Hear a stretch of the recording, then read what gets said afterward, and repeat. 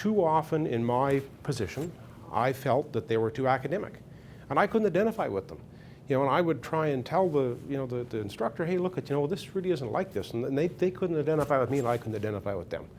And it finally hit me about a year ago. I was at a networking event, and I met a guy there from one of the top universities. And universities are great. I'm not knocking them at all. But I asked him what he did, and he said he did leadership training. And I said, well, that's really cool. So do I. And when he explained to me what he did, I said, that's cool. I said, I represent John Maxwell.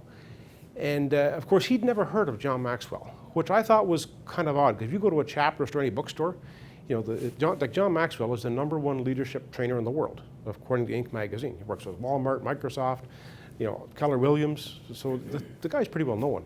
But I said to this gentleman, I said, that's who I work with, but I said, I know from myself, I'm a firm believer that unless I've led or been in that role, I can't teach.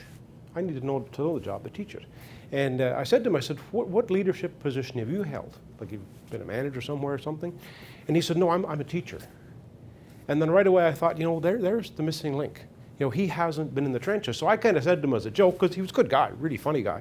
I said to him, I said, have you ever had the opportunity to ask somebody to do something and they've told you to F off?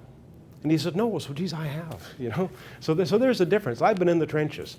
And it's one of those things like you can't, I sometimes like to use a story like, if you ever eat a ribeye steak, the outside of the ribeye is the best part of the meat. But until you've ate it, you can't tell somebody how good it is. So I think that's one of the things that I bring to the table when I go to companies. I've been there and done that.